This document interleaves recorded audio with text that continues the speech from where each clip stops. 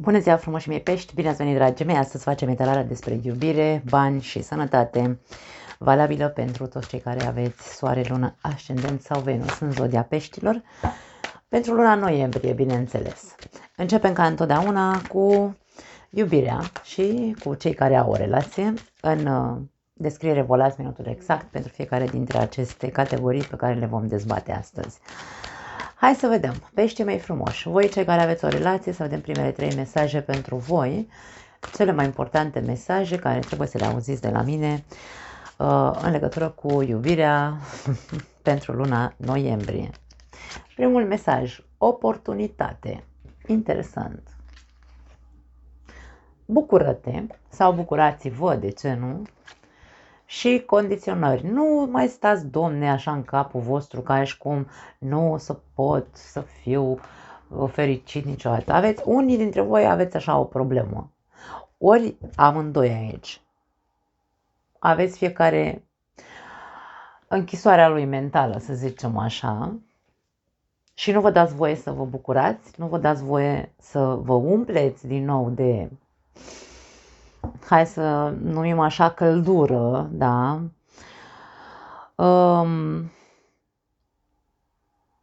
Îmi vine să spun că preferați o zonă de izolare în loc să vă deschideți și să vă bucurați din nou unul de celălalt. Nu știu de ce îmi vine asta. Nu știu cine trebuie să audă acest mesaj. Care dintre voi sunteți așa, sau poate amândoi sunteți așa, fiecare doarme în camera lui, sau mă rog, în camere diferite, că mie nu mi se pare normal. Acum, hai să fim sinceri, eu nu știu unde vrea lumea asta să ajungă cu atâtea tâmpenii care scot din științele astea, habar n-am, lumea a luat o razna, o luăm razna ca națiune, ca persoane, ca umani, mă refer, da, ca umanitate. Cum poți tu să recomanzi? Am văzut niște videouri și eu, că mai mă uit și eu, nu stau doar așa cu cărții de tarot în mână. Lume care chipurile face psihologie sau care chipurile face, nu știu, habar n-am, coaching, să zicem, și recomandă dormitul separat. Mie nu-mi încape, domne, în capul meu. Deci mie nu-mi încape. Eu nu am să înțeleg niciodată unde este conexiunea dintre persoanele aia două dacă ele dorm separat. Că se duce, Doamne iartă-mă tot. Și suntem în secolul 15-16 în care regele și regina erau obligați de societate să doarmă separați și se întâlneau așa, cioc-cioc la ușă, facem noi ceva în seara asta, suntem tâmpiți cu capul, oameni buni. Treziți-vă un pic, încercați să nu vă mai lăsați duși de val cu toate prostiile astea care le zic toți psihologii. Nu știu, eu, da, judec. În momentul de față judec. Pentru că ne duc în stări din astea în care nu mai înțelegem, domne, ce e aia o relație, nu mai înțelegem ce înseamnă iubirea, stăm și ne uităm în gura unuia și altuia sau a multora și uite așa rămânem într-un mare blocaj și zicem, eu ce, Doamne iartă-mă mai fac acum cu mine, cu relația mea, cu ăsta de lângă mine și așa mai departe. Hai să fim un pic coerenți. Viața asta este despre a te bucura, domne. Dacă nu te bucuri în relația ta și vezi că celălalt nu vrea să se bucure de tine, nu vrea să se bucure de relația de cuplu, ce, Doamne iartă-mă, oameni buni, mai stăm pe degeaba. Și stăm și ne chinuim și îl ascultăm pe ăla și pe ăla și pe ăla și pe ăla și ne facem aici așa o... La un moment dat o să stăm să zicem, da, de ce mai trăiesc? Da, de ce mai trăiesc în relație? Da, de ce mai... Hai, domne, să ne dăm o oportunitate să ne încălzim. Hai, domne, să vedem, mai putem să ne mai atragem. Hai, domne, să vedem, putem să ne mai dăm o oportunitate relației astea. Nu stăm așa, unul într-o cameră, fiecare cu programele lui, fiecare cu... Dar noi nu ne mai bucurăm, nu mai comunicăm, nu... Da, deci, din punctul meu de vedere, strict din punctul meu de vedere. Fiecare acum poate să-și trăiască viața de cuplu cum consideră cel mai bine pentru el, se dau motive stupide, că sfărăie, că nu știu ce, că hai să fim serioși. Da, am devenit foarte New Age toți în momentul de față, nu mai știm ce înseamnă secolul 21, nu mai avem realitate mentală proprie. Da? Ego spiritual, atenție, atenție. Eu n-am atins cărțile, doar am întors pachetul. Ego spiritual. Ce înseamnă ego spiritual? Din punctul meu de vedere, ego spiritual. Și aici avem ego cu frica. Ia uite, frica de a mă apropia de celălalt. Frica că s-a rupt conexiunea sau frica că nu sunt suficient de bun pentru partenerul meu sau el, poate lui e frică, în fine, că nu e suficient de bun pentru tine. Și aici stăm și trăim în egouri, în loc să ne reconectăm, în loc să ne recăutăm, în loc să ne dăm o altă oportunitate și să ne bucurăm de o viață de cuplu sănătoasă. Uite, așa stăm umflați de ego, supărați fiecare în camera lui și nu facem nimic. Aveți toate șansele să vă reconectați. Dacă recapacitați, aici îmi vine, nici nu știu dacă e corect în românește, prea mult ego. În relațiile de iubire n-are ce să caute ego, din punctul meu de vedere din nou. Da. Atâta timp cât ego-ul are puterea să influențeze relația de cuplu, relația e terminată. N-are ce să caute ego. Ego este ca să te protejeze de pericolele din exterior, nu de pericolele din casa ta. Dacă tu consideri că partenerul de viață este un pericol, că nu te poți deschide, domne, uite așa, nu... sau ego-ul tău spune că nu ești suficient de bun, du-te și fă terapie, fă-te bine, vindecă-ți autostima, pentru că aici avem probleme de autostimă și dintr-o extremă într-alta. Da? Dacă tu, aici cu ego e ca și cum dacă tu nu îmi dai semnale că vrei, nu știu, sau nu că vrei, că sunt important pentru tine sau așa, uite că nici eu nu fac nimic de al dracu, uite așa, eu mă duc la mine în cameră, tu te duci la tine în cameră și la revedere, s-a terminat discuția, avem vorbitorul stricat, cum zic eu, nu mai facem nimic. Și aici vi se spune, hei, treziți-vă, dați-vă, domnule, o oportunitate să vă bucurați din nou, să vă rebucurați dacă vreți. Știu că nu-i corect, nu încercați să mă corectați, rebucurați-vă, da? Că uite aici ce era, înainte să se instaleze ego-ul ăsta așa, și pe parte și pe alta, probabil, de ce nu? Da, am venit, uite, pornită iară să vă cert. Da, nu sunt pornită să vă cert. Pe mine ce mă enervează cel mai tare în această epocă în care trăim este că avem informații de ne-am săturat de ele, care nu, pentru o minte neantrenată, confundă. Da? Hai să vedem. Poate o să ziceți că da, sunt înfumurată sau că sunt, nici nu mai știu cum mi s-a mai spus. Că sunt agresivă, că sunt vulgară, că sunt, nici nu mai știu cum mi s-a mai zis. Că vorbesc așa ca și cum cu dispreț, da, cu dispreț. Nu vorbesc cu dispreț. Vorbesc cu verde în față. Poate fața mea face, pentru că am o față foarte expresivă, arată a dispreț câteodată, dar nu e vorba de dispreț. E vorba de verde în față, domne, trezește-te, treziți-vă, că stați degeaba și dormiți unul în cameră, într-o cameră, altul într-o cameră, stați degeaba și vă agățați așa de ego ca un colac de salvare și dacă tu nu faci, nici eu nu fac, pe când aici, hai, domne, să vedem. Hai să vedem ce face, nu mai stăm așa degeaba în relație. Magicianul, uite, o nouă șansă, din nou, numărul 1. Avem din nou energie de potențial, energie în care se poate relua relația. Putem să facem rai dacă vrem. Cine nu vrea și vrea să doarmă în sufragerie, e treaba lui. Temperanța, calmitate, calmitate, cântăreală, compromis. Cu asta vine temperanța, da? 6 de monede. Na, ce vrei să-ți mai spun? Echilibru. Cine vrea să-și recupereze relația și se va deschide, da? Oportunitatea înseamnă să mă deschid către celălalt. Cu inima deschisă vreau să dau o șansă acestei relații. Începând să aduc bucurie în această relație. Nu mai aduc, domne, mentalități de-astea antice și de demult. Asta e ideea. Nu se poate face aici, avem combinație de alchimism sau alchimist. Nu se poate face nicio minune, nu se întâmplă miracole dacă noi nu suntem conștienți că trebuie să existe reciprocitate, că trebuie să existe corectitudine, adevăr, da? Nu mai stăm să ne mai manipulăm unul pe altul, nu mai stăm să ne mai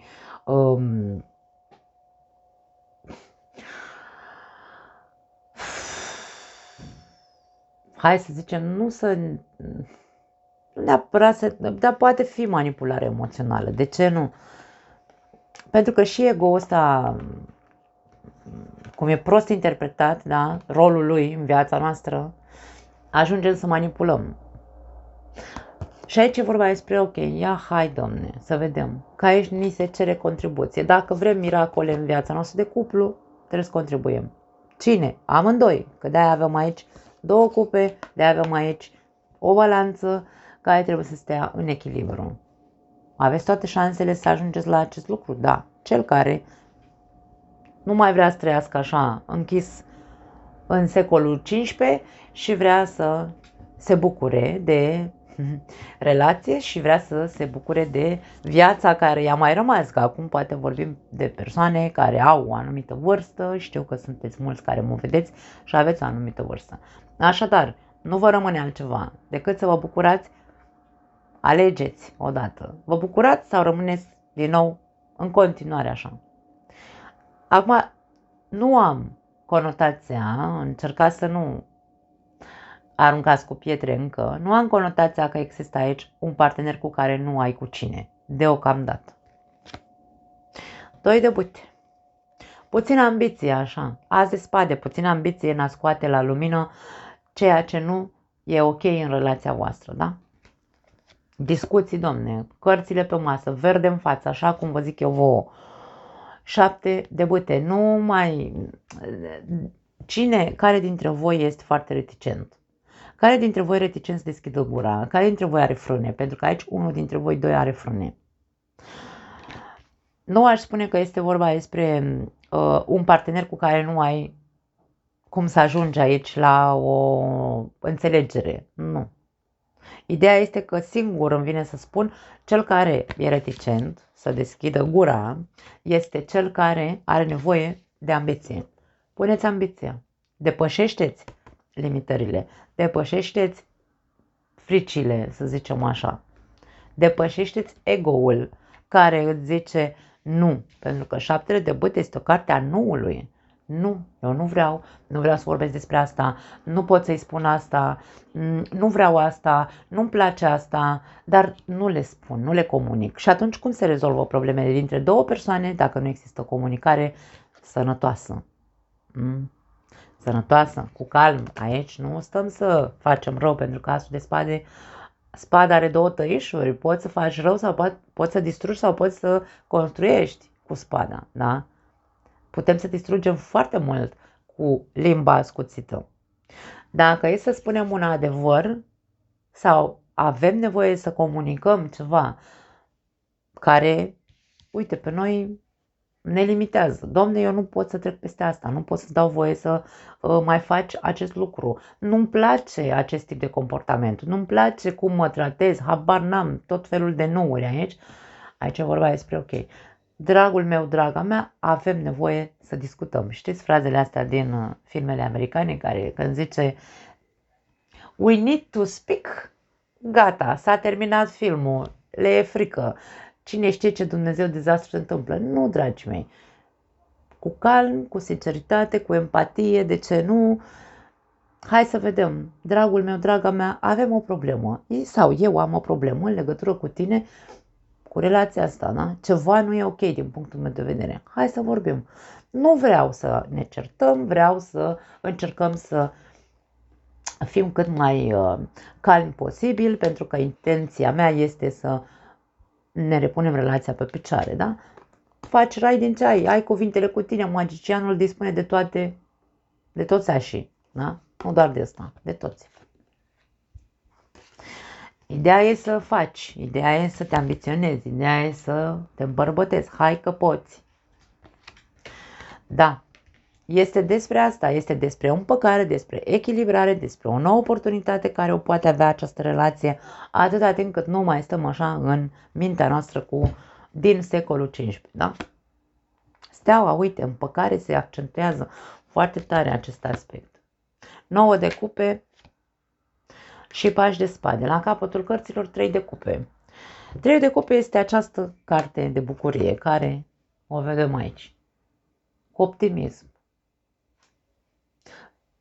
Gândește sau scenariu din mintea ta, dacă ai de discutat niște lucruri care nu-ți plac la partenerul de viață sau la cum funcționează dinamica relației voastre, energia ta trebuie să fie una optimistă și scenariul din mintea ta trebuie să fie unul cu o finalitate pozitivă. Da.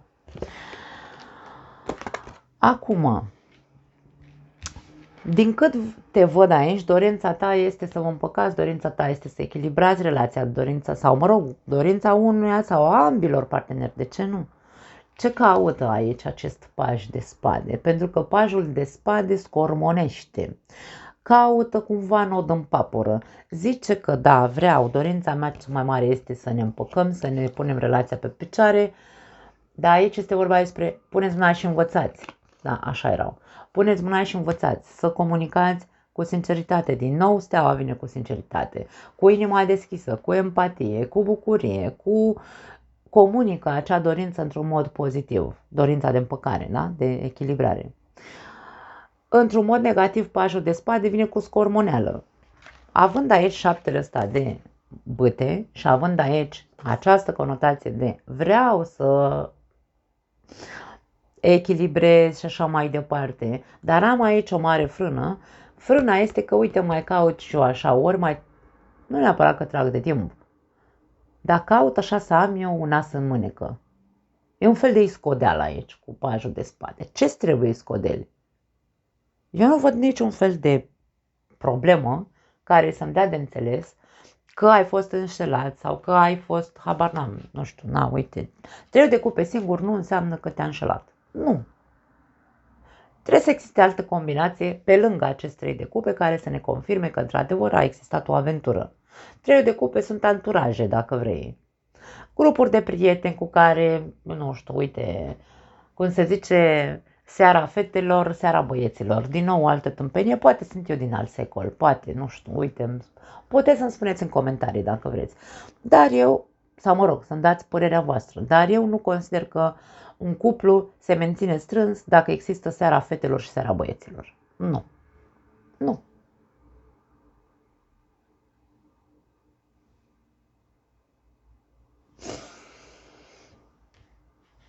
Deci, n-ai nevoie de nicio iscodeală, n-ai nevoie de niciun as în mânecă. Dacă într-adevăr vrei să echilibrezi relația asta, pune una și luptă, pune una și vorbește, pune una și învață. Și tu, la rândul tău, cum să menții relația, cum să vă mențineți atenția și atracția, pentru că magicianul înseamnă atracție, magicianul înseamnă magnetism, da? Da. Hai să vedem ce spun îngerii de iubire. Insist, n-are ce să caute ego într-o relație de iubire. Nu are. Scăpați de el, faceți ceva și aici vorbesc pentru ambii parteneri, bineînțeles. Eu mă refer tu, pentru că, e zodia peștilor. Dar aici cel care știe că are ego-ul inflamat și nu are ce să caute ego-ul într-o relație de iubire, scăpați de el, dragii mei. Încercați să conștientizați că nu vă faceți decât rău. Poți să iubești fără frică. Poți să iubești fără frică în momentul în care s-au pus cărțile pe o masă, într-un mod constructiv, celălalt poate să observe că poți fi iubit fără să-i fie frică că te pierde, de exemplu, dacă există această frică. În momentul în care suntem noi înșine, pentru că steaua ne arată autenticitatea noastră. Când suntem noi înșine și vorbim cu adevărat, cu claritate, cu înțelepciune, ca celălalt să înțeleagă că trebuie să existe reciprocitate, este cel mai bun lucru să fim sinceri și autentici în relațiile noastre. De-aia insist că nu are ce să caute ego-ul.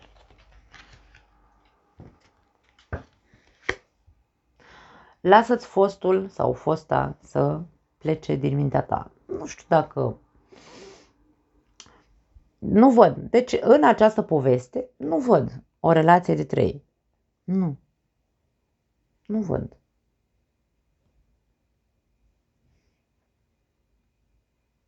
Mesajul spune așa: a venit momentul să îți purifici energia. Aici vorbim de ce nu? Ia uite. Am 3 cărți de purificare. Purificare în loc de asta, așa, a fi optimist, cum am zis. A face un scenariu pozitiv în mintea ta în legătură cu relația ta cu partenerul de viață. Da. Și ocupă-te de problemele tale de familie. Eu nu simt aici că sunt persoane din exterior care se bagă în viața voastră. Nu. Greu de cupe poate fi. Dar aici vorbim despre energia voastră de cuplu și nu știu dacă neapărat există, poate pentru unii dintre voi. Dacă există persoane din exterior care se bagă în viața voastră, că sunt părinții, că sunt frați, că sunt vecini, că sunt prieteni, habar n-am, aici aveți un cuvânt de spus. Cine pune limite unora care își bagă nasul într-o relație? Noi, că doar nu o să vină, nu știu, fratele meu să mă salveze pe mine de nu știu cine care se bagă în relația mea. Pe bune? Na, ce să zic, dragii mei, cam asta este ceea ce vedem. Îmi pare rău dacă am fost așa agresivă cu voi. Și data trecută am fost mai agresivă. Dar nu, aici e vorba despre... Eu pariez foarte mult că suntem oameni cu capul pe umeri, suntem oameni maturi. Pariez pe chestia asta. Nu pot să zic altceva. Și dacă am o formă ciudată de a interpreta cărțile și un comportament poate pentru unii mai sensibili, prea agresiv, și dezabonați-vă, dragii mei, nu mai stați pe canalul ăsta, pentru că aici asta veți vedea, realitatea, a ceea ce văd, bineînțeles, nu. Și bineînțeles câteodată părerea mea, pentru că mie mi se pare că distorsionăm foarte mult sau se distorsionează ca să ne confundă toată informația asta, inclusiv de la persoane care au studiat psihologia. Nimeni nu are scăpare pe aici, pentru că fiecare dintre persoanele care au studiat câte ceva, așa, la un nivel de genul ăsta, de terapie, într-un fel sau altul se încearcă să se facă bani. Da? Că trebuie să-și scoată omul bani. Și distorsionează anumite lucruri și ne ajung să ne ducem pe terenuri periculoase, pentru că nu mai știm pe cine să credem. Și ne disociem de noi, de partenerul de viață, ne disociem de ce înseamnă să trăiești în pace și în liniște și să ai o relație armonioasă.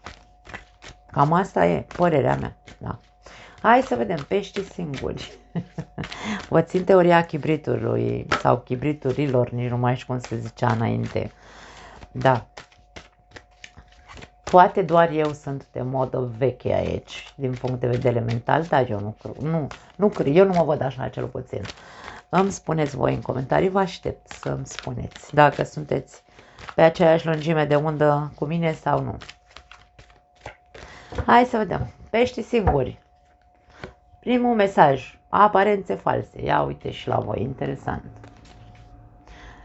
Oglindă oglinjoară. Hai să ne uităm. De ce arăt odată că sunt bine și odată că nu sunt bine? Sau arăt o față frumoasă când de fapt eu sunt negru așa pe dinăuntru, da? Și avem călătorie. Ok, unii dintre voi veți face o călătorie și vă veți spune așa, faceți o călătorie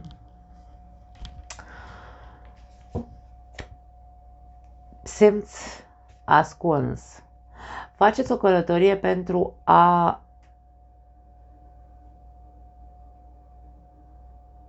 nu neapărat pentru a vă duce să suferiți acolo, nu. Sunteți în suferință unii dintre voi și aveți nevoie de o scăpare. Și ca și cum îmi iau această călătorie, că e un weekend, că e, nu știu, nu are importanță, iau această călătorie ca o scăpare de durere. Fug cumva de realitate. Și uite așa o să mă fac frumos, frumoasă, mă împarfumez și ies la agățat. Aici despre asta e vorba. Ca să-mi nec cumva amarul acelei suferințe. Aici se spune, uite-te puțin în oglindă, crezi că ți este specific să faci lucrul ăsta? Dacă tu crezi că o să-ți facă bine, probabil că mai rău îți faci. Nu pot să zic altceva. Hai să vedem în continuare ce vrea să ne spună tarotul, pentru că există toate șansele să se schimbe, să zicem așa, contextul acestor mesaje. Hai să vedem.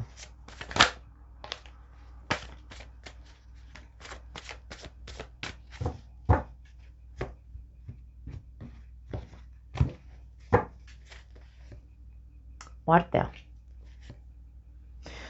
Rege de monede și Marele Preot. Unul dintre voi v-ați despărțit recent. Sau, de ce nu, poate fi că va muri partenerul. Îmi pare rău dacă s-a întâmplat asta. Și aici sunteți în doliu. Dacă există varianta asta,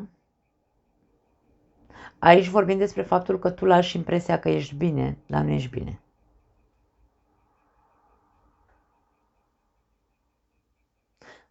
Îmi vine să spun că pentru voi, doar cei care vă regăsiți în această poveste, această carte cu mesajul călătorie ne vorbește despre o călătorie pe toate etapele doliului. Nu poți, n-ai cum, este, îmi vine să spun că este așa ca și cum de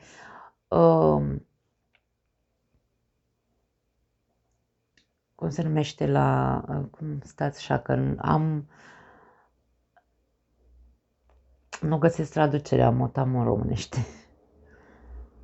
Masochism, să treci de la o stare de doliu profund, plângând după cel drag care a dispărut din viața ta, la extrema cealaltă, în care să-ți pui o roche roșie inclusiv pe tine sau, mă rog, ceva foarte pompos așa și să zici că nu.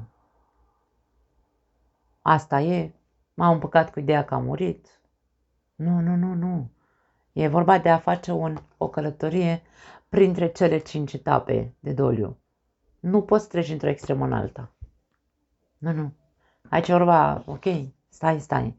Uite-te puțin în oglindă să existe echilibru între aceste stări. Poate ți-ai pierdut aproape tot prin decesul persoanei iubite. Ți-ai pierdut stabilitatea financiară, ți-ai pierdut statutul, ți-ai pierdut foarte multe lucruri, îmi vine să zic aici. Ai pierdut omul pe care l-ai iubit aici. Îmi pare rău, dragii mei. 8 de spade, vom spune o altă variantă, da? 7 de monede și turnul.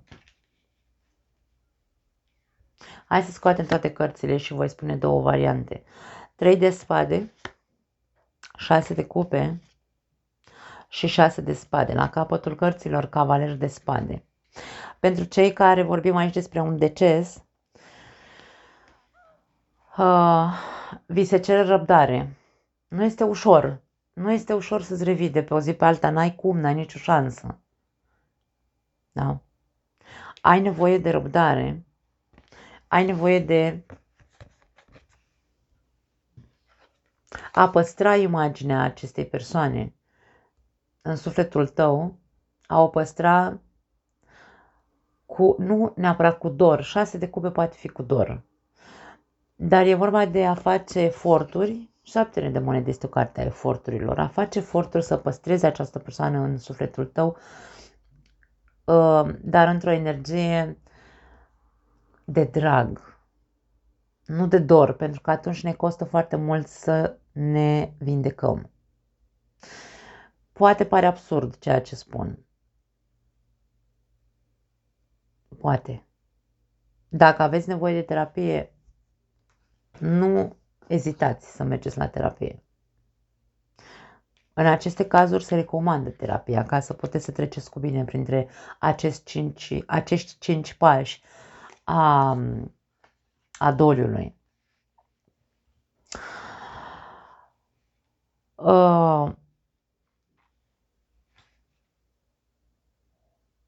Îmi vine să spun, nu neapărat să te împaci cu ideea, pentru că este foarte rece spus așa, dar trebuie să conștientizăm. Turnul vine să ne spună că trebuie să fim conștienți că această persoană, această relație pe care ai avut-o cu persoana asta va rămâne în sufletul tău pentru toată viața.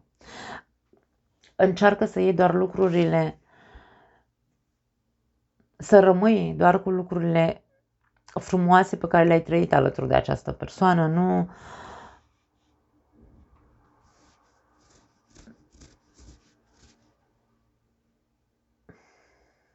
nu trebuie să renunți la imaginea acestei persoane în mintea ta, dar nici nu poți să rămâi în atâta durere foarte mult timp.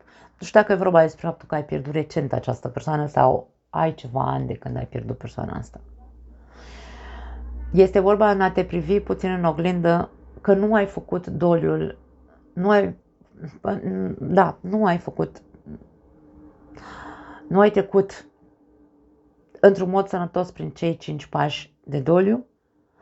Și aici este vorba despre o extremă în care tu te expui în lume ca și cum ai fi bine, dar nu ești. E vorba despre acceptarea faptului că viața trebuie să meargă înainte, indiferent că s-a întâmplat ce s-a întâmplat. Este o nouă călătorie pentru tine, vine să zic.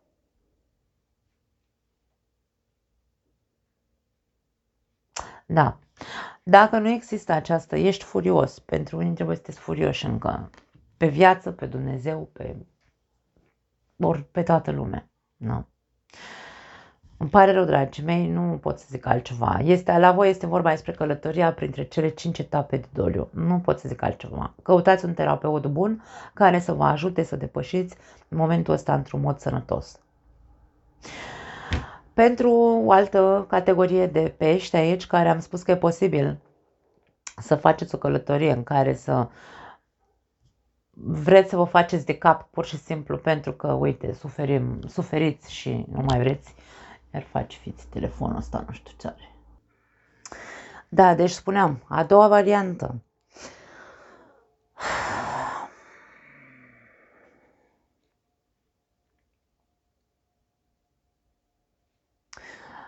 Am simțit să transmit mai devreme că probabil o să vă faceți mai mult rău decât bine. Este momentul să îți asumi, îmi vine să spun,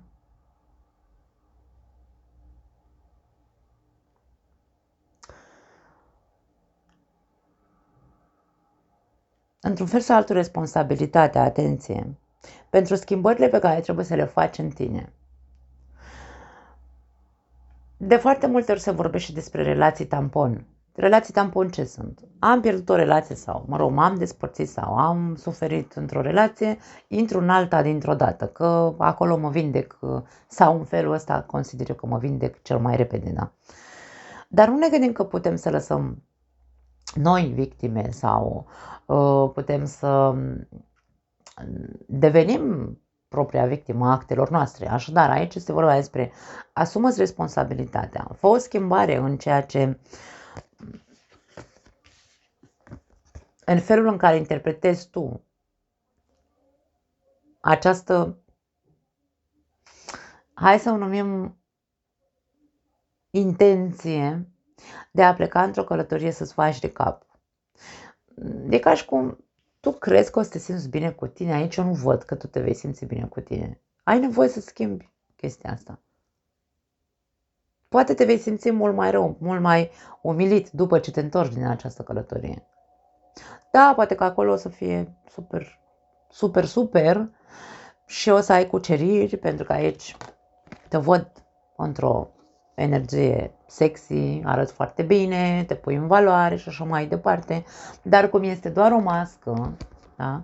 Cum este doar o falsitate, să zicem, când te întorci acasă, o să te simți fatal, îmi vine să zic. O să te simți oribil. De ce să-ți faci tu singur atât de mult rău? De ce să vrea cineva să-și facă atât de mult rău cu mâna lui? Asumă-ți aici, asumă-ți responsabilitatea că nu e tocmai ok să faci lucrul ăsta, pentru că nu ți faci bine ție. Da? Ești din... De-aia moartea vine și spune, schimbă-ți mentalitatea, domne, că tu nu-ți dai seama în momentul de față, poate nu-ți dai seama cât de rău te vei simți după aia. Acum alegerea, bineînțeles că fiecare avem liberul arbitru, aici avem liberul arbitru să decidem ce vrem și cum vrem să facem lucrurile.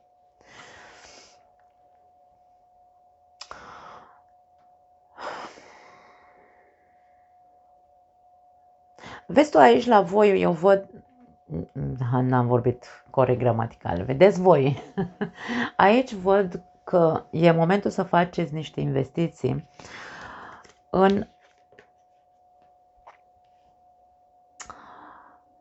a vă deschide din punct de vedere mental. Aici sunteți într-o poziție în care pentru tine ar putea să fie singura soluție, cea mai bună, ca să ieși din această stare. Da? Să te faci frumoasă sau frumos și să ieși la agățat. Nu e cea mai bună soluție. Există alte soluții. Aici trebuie să schimbi mentalitatea. E vorba de a-ți cădea fisa odată. Dar nu o să ne cadă fisa niciodată dacă nu facem o investiție. Dacă nu ne uităm puțin așa să vedem că ceea ce, da, ce semene aia culegi. Cam asta ne spune șaptele de monede într-un fel sau altul. Investește în tine și deschide-ți mentalitatea, schimbă-ți mentalitatea.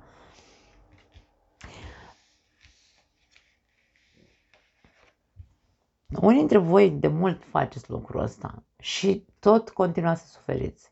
Și poate că vă întrebați, păi de ce oare mereu pierd eu partenerii? De ce oare nu reușesc să am o relație stabilă? În momentul în care intrăm în relații tampon, din punctul meu de vedere, insist, ce se întâmplă cu noi?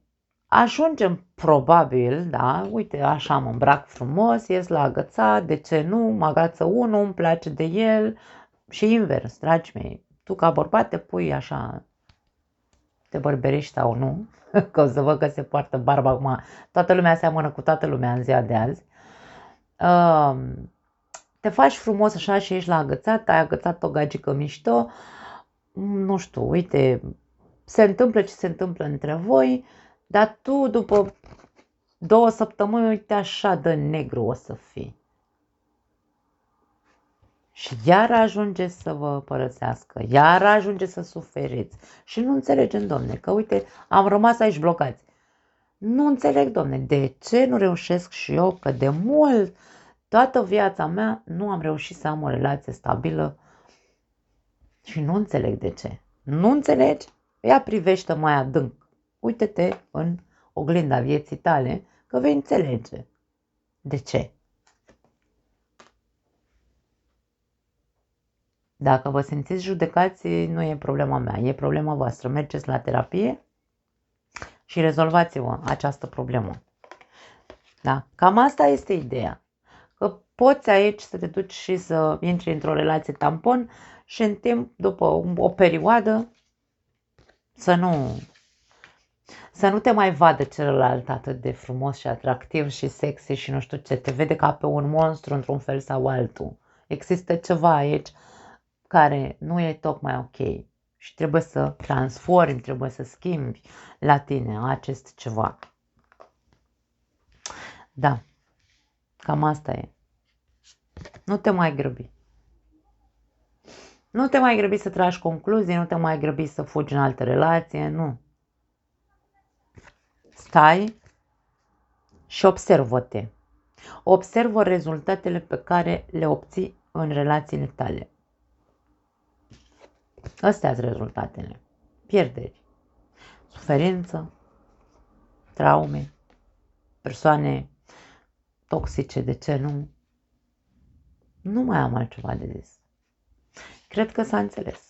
Sper că s-a înțeles. Hai să vedem ce spun îngerii iubirii.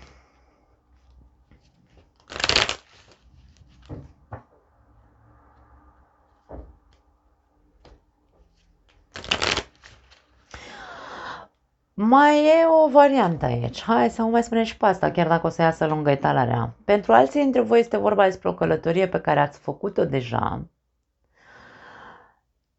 din care v-ați întors într-un fel sau altul. Nu știu neapărat dacă iluzionați. Ori ați avut acolo o aventură cu cineva, sunteți singuri, aveți tot dreptul să o faceți.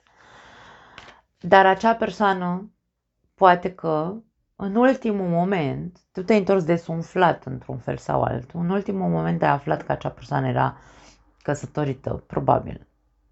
Și acum e ca și cum te simți folosit, ai rămas cu traume într-un fel sau altul și e cumva ca în trecut. E o poveste repetitivă. Nu e prima oară când se întâmplă lucrul ăsta.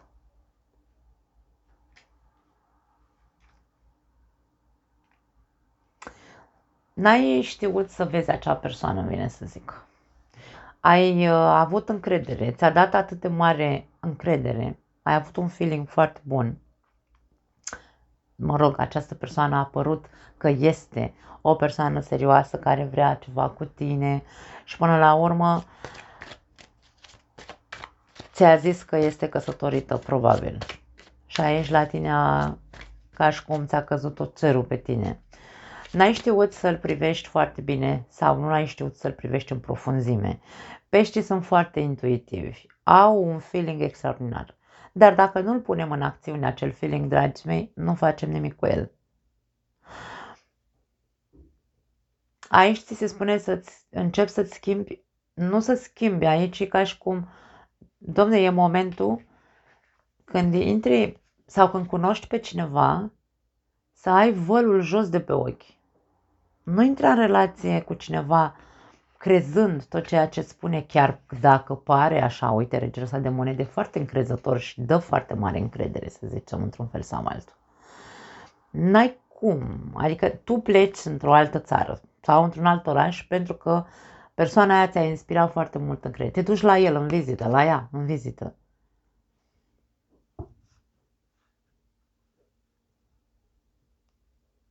Sau vă întâlniți la jumatea drumului, nu mai contează. Te duci legat la ochi, îmi vine să zic. Și acolo te izbești de realitate, că de-aia avem aici oglinda, te izbești de realitate că totul era fals, era o minciună. Și atunci îți cade cerul pe tine. Uite așa. Da. Aici ca și cum pentru că tu nu ai fost realist. Te-ai lăsat păcălit într-un fel sau altul, poate fi pentru alții dintre voi, da? Și nu e prima oară când o faci. Aici este marea șmecherie, să zicem. Hai să vedem ce spun îngerii iubirii. E momentul să schimbi acest lucru la tine. Dacă nu mai vrei să suferi, bineînțeles că te-ai fi săturat de suferință, nu?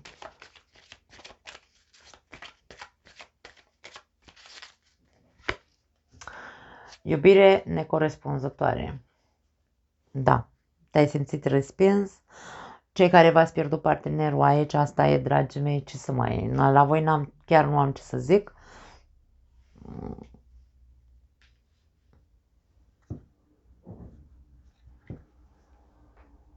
Iar pentru cei din a doua variantă cu relația tampon, aici este vorba despre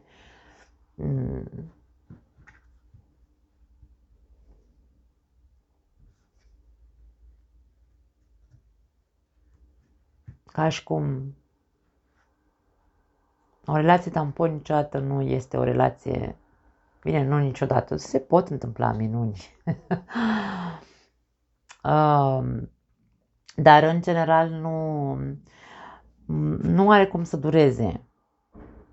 Și de-aia ajungem să celălalt să ne vadă urâți după o perioadă, da? În loc să ne mai vadă așa de sexy, ne văd așa ca niște, ia uite ce urât e asta. Pentru că nu există sinceritate când intrăm într-o relație tampon. Grijă la stegulețele roșii. Aici ni se spune că anumite semnale te atenționează mereu. Că tu ai volul pe ochi și nu vrei să vezi sau nu știu, ceva se întâmplă cu tine. Tu ai nevoie să faci aici o mare schimbare la tine. Lasă-ți fostul să plece din viața ta. Pentru cei din prima variantă cu doliul, aici, dragii mei, nu trebuie să renunțați la ideea acelui partener, pur și simplu eliberați-vă de calvarul în care trăiți, faceți acei pași despre care vorbeam, mergeți la terapie. Pentru cei din relația tampon, nu-ți servește la nimic să intri într-o relație tampon. Pur și simplu vindecă-te de persoana asta din trecutul tău, dă-ți timp aici, dă-ți timp să ajungi la eliberare, da? Ca să nu continui să faci același lucru din nou și din nou. Cam asta este ceea ce simt să transmit.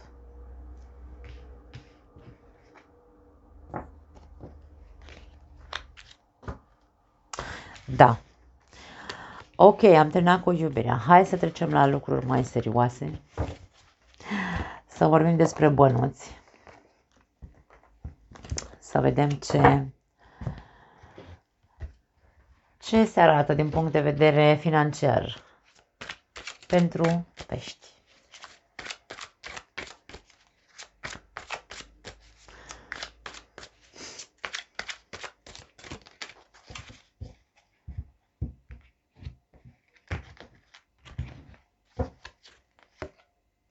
Luna, incertitudine, 7 de monede. Ești în așteptarea unor răspunsuri, rezultate și există aici cumva o ceață, ceva întârzie să se întâmple. Și 7 de cupe. Vezi să nu fie o iluzie rezultatele pe care ți le dorești sau rezultatele pe care le aștepți. Atenție, unii dintre voi aici avem o conotație de multă iluzie. Și luna și 7 de cupe ne pot arăta această învăluire în visare.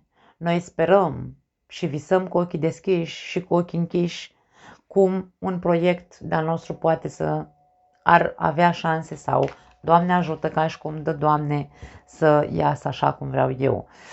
Este o perioadă de ceață în momentul de față, nu pot spun mai mult. Rege de cupe, 10 de monede și lumea. Aș spune că sunt șanse să iasă lucrurile așa cum vă doriți. E posibil să vorbim aici despre un succes sau cel puțin un câștig important poate să fie în această perioadă.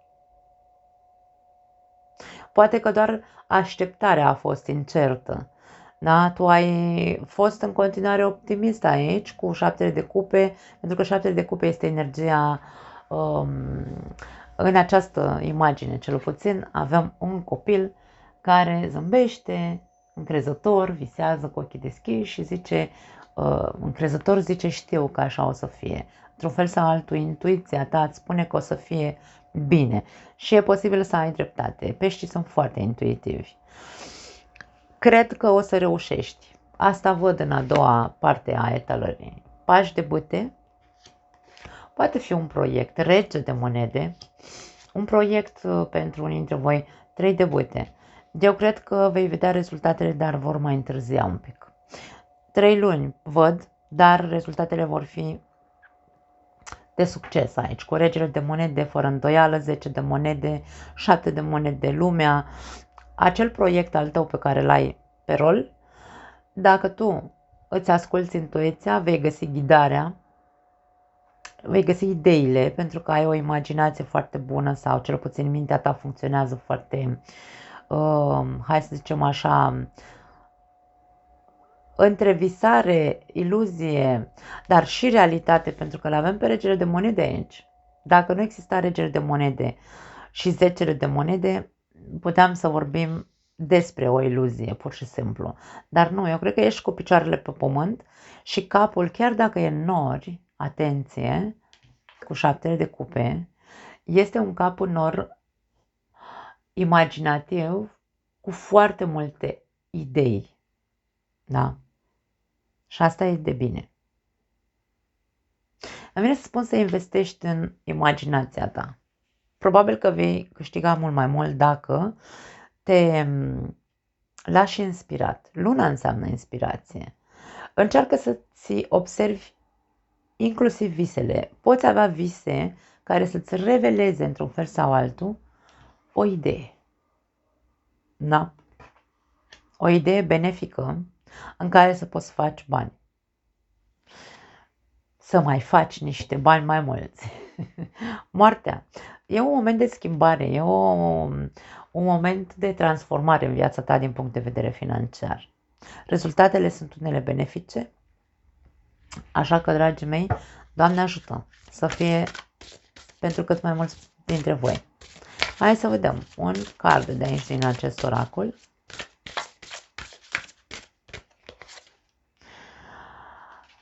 Vindecare energetică, foarte interesant, n-am văzut cartea asta niciodată până acum, e prima oară la voi în premieră.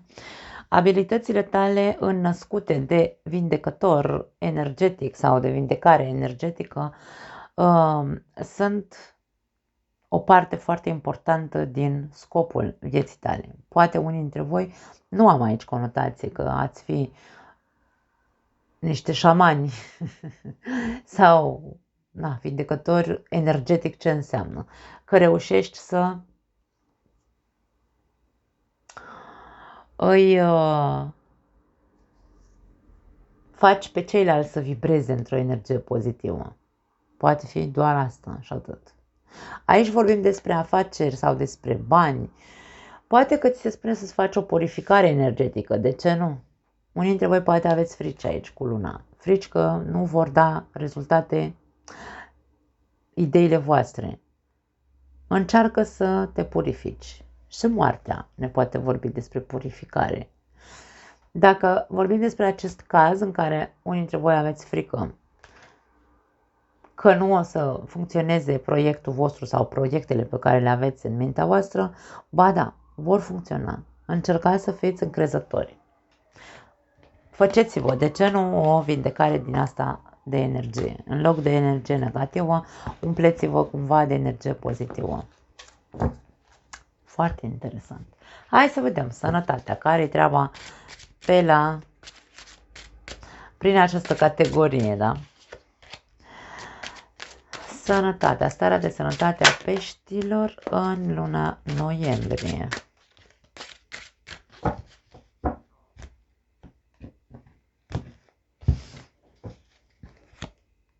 Moartea. Și aici avem schimbări. Îndrăgostiții, 3 de spade, spânzuratul, judecata, wow, ce de arcane majore aici. 2 de bute, împăratul, 9 de spade și 10 de cupe. La capătul cărților, cavaler de cupe.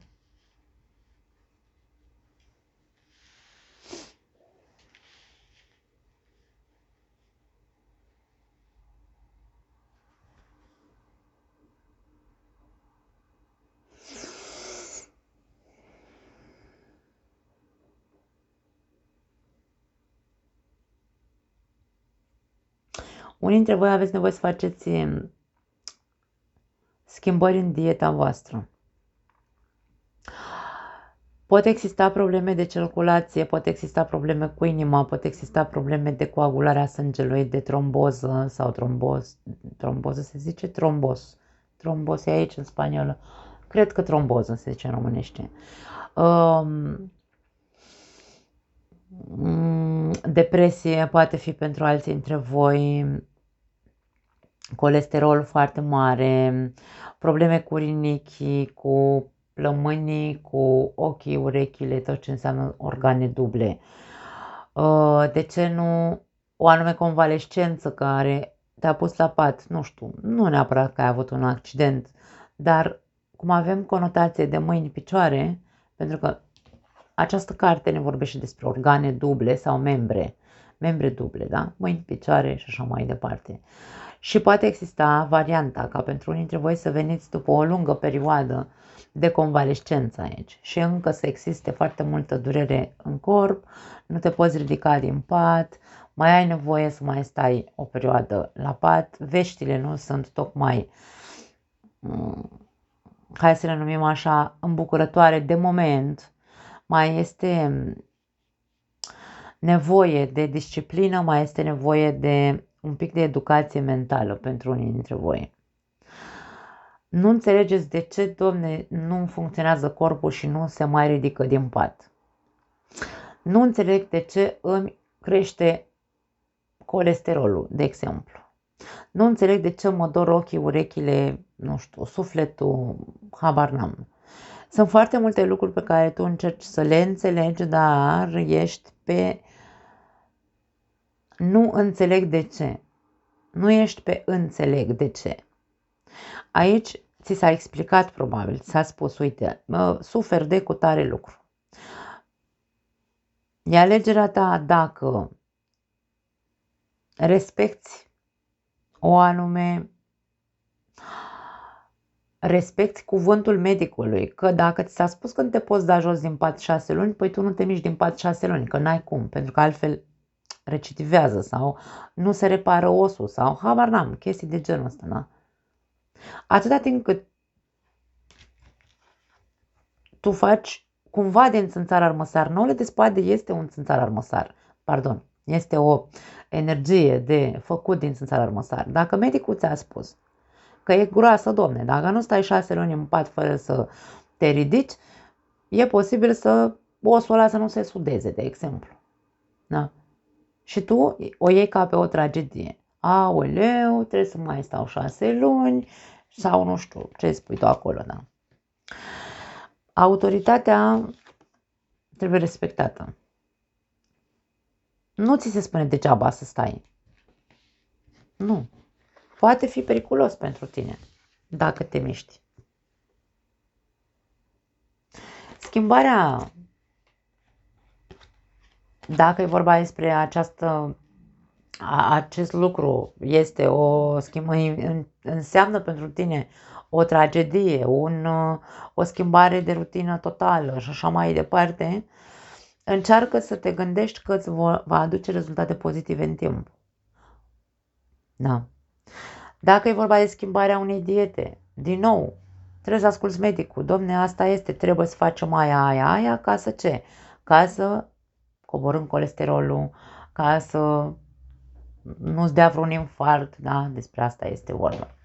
Așadar, un pic de ambiție vi se cere, pentru că rezultatele vor fi pozitive atâta timp cât asculți de sfatul medicului. Nu e pierdere de timp. Tu probabil că consider că pierzi timpul dacă asculți ce zice doctorul. Nu cred. Hai să vedem un card pentru voi din acest set de cărți. Ok. S-a întors singur. Observă-ți conversațiile pe care le ai cu tine în legătură cu sănătatea. Despre asta vorbim aici. Observă ce tip de conversații ai cu tine. Sunt productive sau au o intenție rea, să zicem. Ești plin de bârfe, preocupări pe dinăuntru, adică îți bați capul cu... Aici văd că faci din țâțara armăsară. Sau din contră, de informații stimulatoare, probabil că ar fi corect în românește. Stimulante, nu știu cum e.